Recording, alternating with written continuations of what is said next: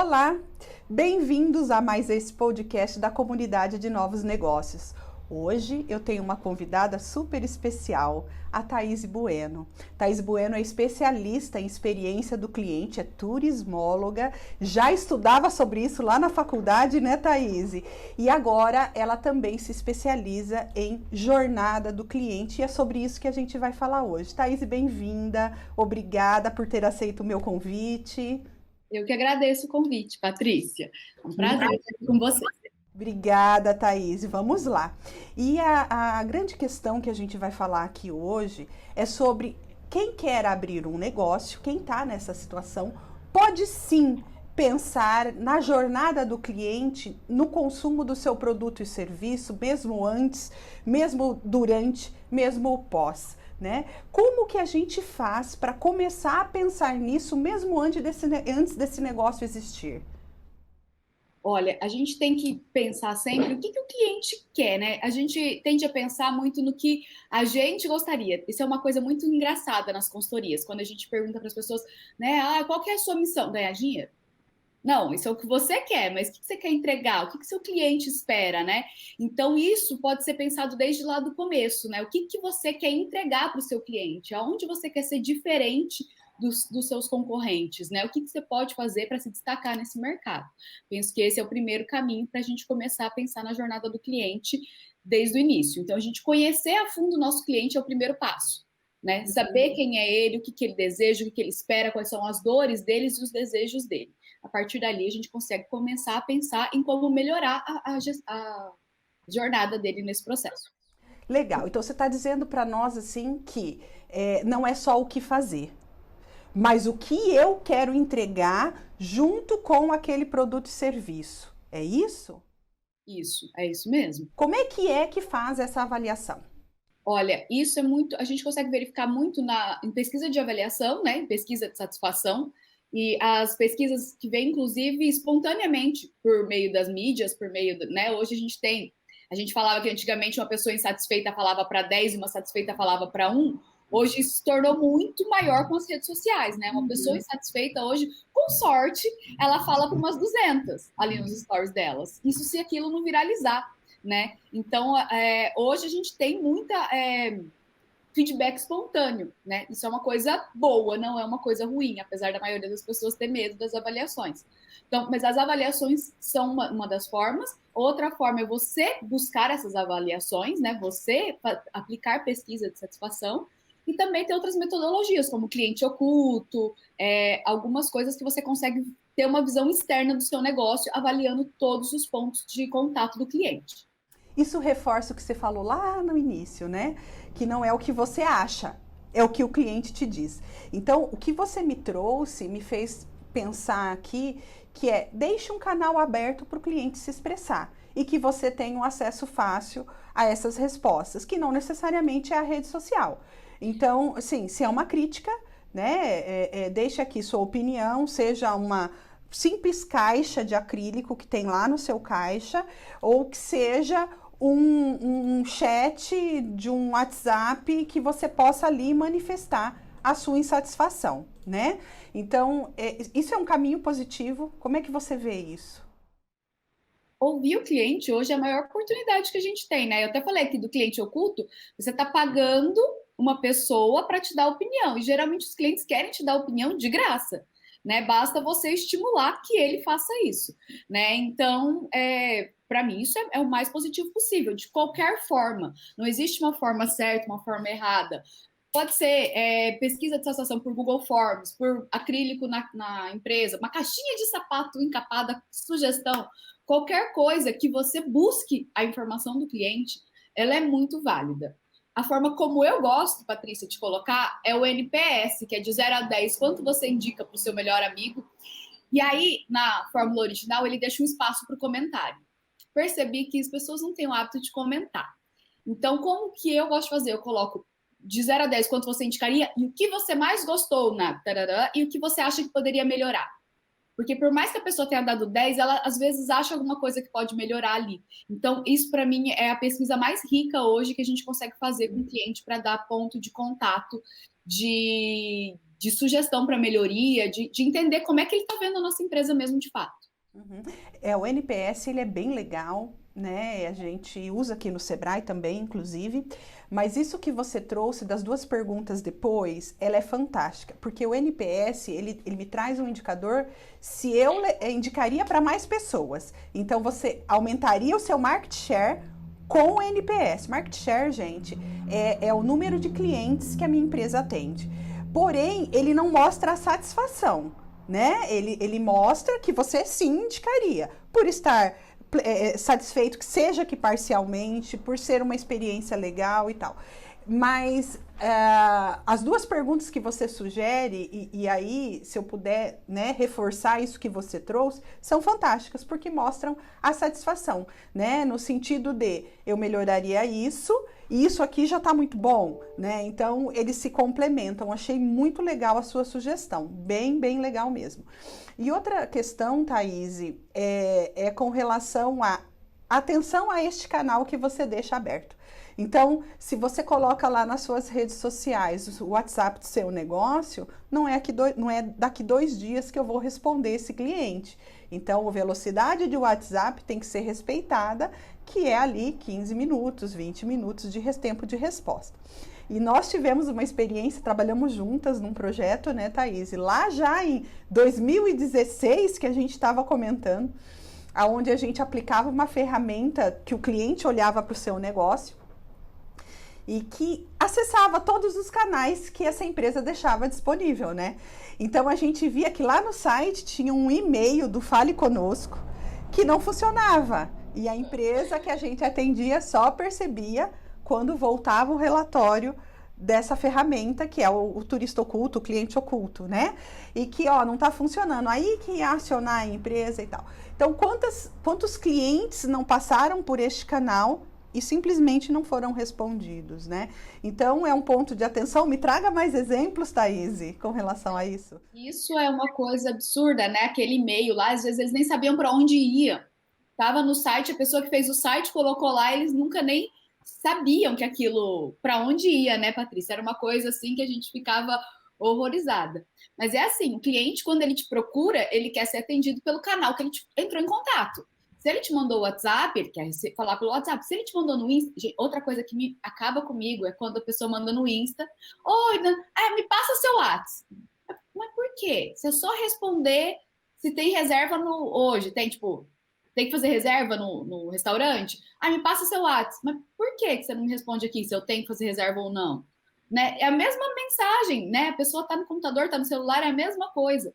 Mas as pessoas, elas tendem a puxar isso. E aí piora quando a pessoa manda assim, me passa seu WhatsApp, ainda é bom, né? Porque a pessoa tá pegando o WhatsApp para ela mandar. Mas geralmente eu passo o WhatsApp dela num número digitado que você tem que ficar lá, pegando o celular, tira aqui, 99, né? Aí você volta lá na mensagem para ver o resto do telefone, para você anotar na sua agenda, para daí você mandar um WhatsApp. Eu já desisti do restaurante, né? Então, quando ainda fazem isso e mandam um link do WhatsApp para facilitar, ainda vai lá. Mas se a pessoa te mandou no Insta, responde pelo Insta. Se ela te mandou no WhatsApp, responda ela pelo WhatsApp, né? Responda ela pelo canal de comunicação que ela escolheu fazer e que você disponibilizou. Ou não disponibiliza essa opção, né? Ou bloqueie para enviar mensagens no Instagram, bloqueie para enviar mensagens no Facebook, e-mails, enfim, e deixa só o canal do WhatsApp disponível, né? Sim. Isso é uma coisa que a gente precisa tomar muito cuidado, muito cuidado. Na prática, a gente vê, né, algumas coisas nesse sentido acontecendo. Nós, enquanto consumidores, como consultores, a gente vê, né? Existem alguns setores que têm algumas práticas que vão contra o que a gente está falando aqui, né, Thaís? Nós falávamos um pouco sobre isso antes da nossa conversa, né? Então, é mais ou menos assim, eu falo com você por esse canal, mas você não pode falar comigo, né? Então, fala um pouquinho sobre isso, Thaís. A gente estava comentando de médicos, vou falar o setor aqui, né? Mas que é um setor que a Patrícia comentou eu já tinha outro na cabeça na hora. Que eles te mandam, confirma a sua consulta ali, sua consulta tá hora. Aí quando você quer marcar, você fala, olha, minha consulta. Não, você tem que ligar nesse telefone aqui para agendar a consulta. Peraí, né? Você conversa comigo por aqui, mas eu não posso falar com você por aqui, né? Isso é muito uma quebra de expectativa, jornada, né? Eu penso assim, hoje, a nossa vida é muito corrida, de 90% da população. E aí, no WhatsApp, ela manda uma mensagem, entra numa reunião. Quando sai da reunião, ela responde o WhatsApp da resposta que já veio. E aí, isso otimiza muito a vida da pessoa, né? Agora, se ela tem que parar um tempo para ela pegar o telefone e ligar, isso dá uma quebrada. Agora, já tem gente que prefere ligar porque resolve logo na hora. São perfis de clientes, né? Mas se você disponibiliza esse canal, você, de novo, você tem que atender ele pelo canal que ele prefere, não é o que fica mais fácil para você, né? Quando você segue essa opção de vou dar ao cliente a voz por onde ele quiser falar, isso caracteriza uma jornada fluida, né? Eu não tenho aquela quebra de não é por aqui, é por lá, né? Que muitas vezes você acaba desistindo, prorrogando esse processo, na área da saúde principalmente, né?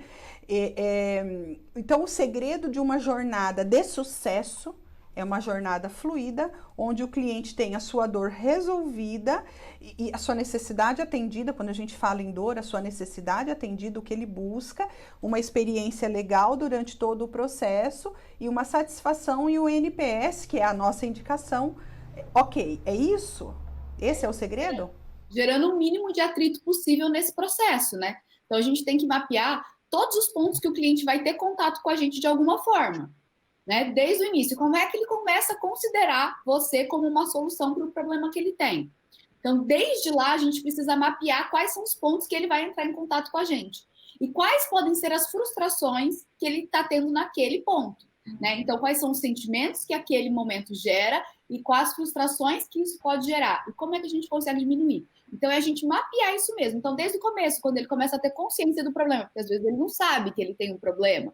Então, tá, e quando ele começa a cogitar aí na gente, como é que ele começa a cogitar?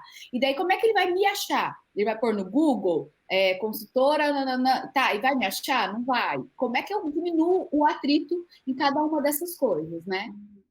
Tem alguma ferramenta, Thaís, que ajuda o empreendedor a pensar nessa jornada? Você consegue indicar alguma? Tem a jornada de experiência do cliente mesmo, né? O mapa de jornada. Se colocar no Google, vai ter o mapinha assim, que você vai pensando. Mas é isso, você pensar em cada etapa dele, pensar nos sentimentos que o cliente está tendo naquela etapa e quais são os pontos possíveis de frustração e tentar minimizá-los. Então, quando a gente mapeia todos esses sentimentos, porque tudo, gente, vai à base de sentimento. Às vezes a pessoa o filho está tendo muita cólica, né, nem recém-nascido. Então ele está com aquele momento de frustração, que ele está sem dormir à noite, que ele, né, a pessoa está, e aí ela começa a pesquisar isso no Google. Qual é o sentimento que ela está? Como é que você vai conseguir atrair ela para sua página, para o seu perfil, para o seu falar, olha, eu existo, eu posso resolver esse problema para você, né? Então você tem que pegar na dor dela para chamar a atenção dela, dentre tantos outros que vão ter ali, né? Então, para ela já criar uma conexão com você ali desde o início.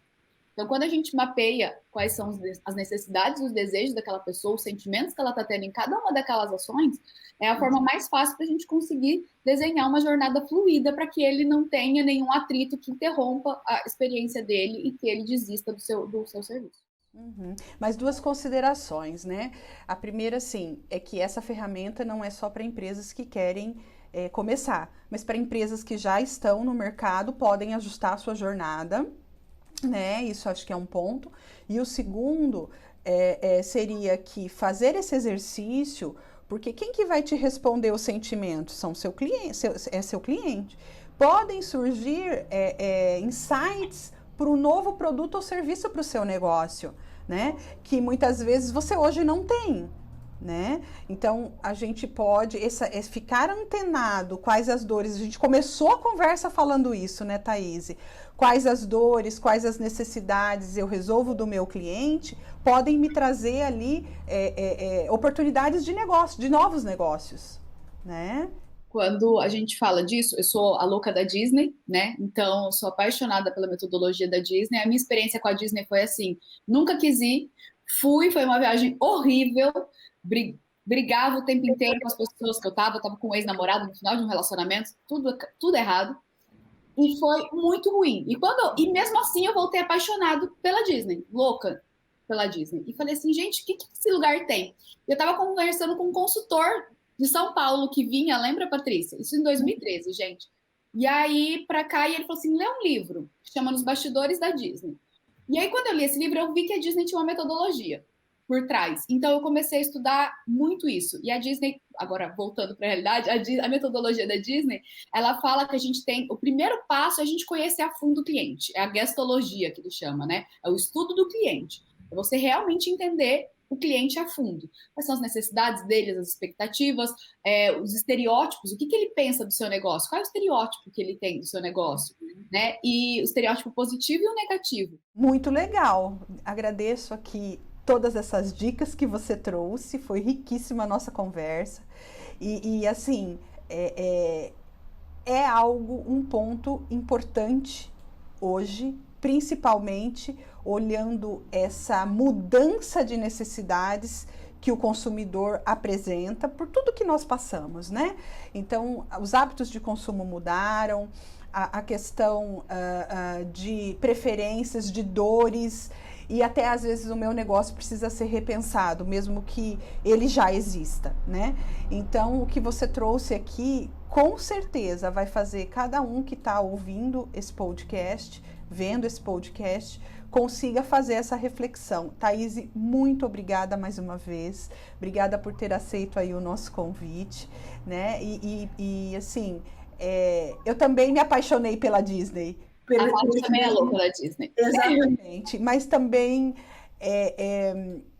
o estudar e o entender o que está por trás, então fica aí a dica que do livro que a Thaís comentou, tem um porquê. Não é um acaso, não é a roupa da princesa que é linda. E é aplicável para todas as empresas, né? Isso que é o mais interessante. É método. Então, assim, conhecer, e é extremamente simples, tá, gente? Não pense que é tecnologia por trás, não tem nada disso, né? Então, é um método que você pode, sim, trazer para a sua realidade e entender um pouco melhor como que é este processo, tá? Então, fica uma dica valiosíssima, riquíssima, para que você possa aproveitar do seu negócio e trazer uma experiência fantástica para o seu cliente. Um grande abraço a todos e até a próxima!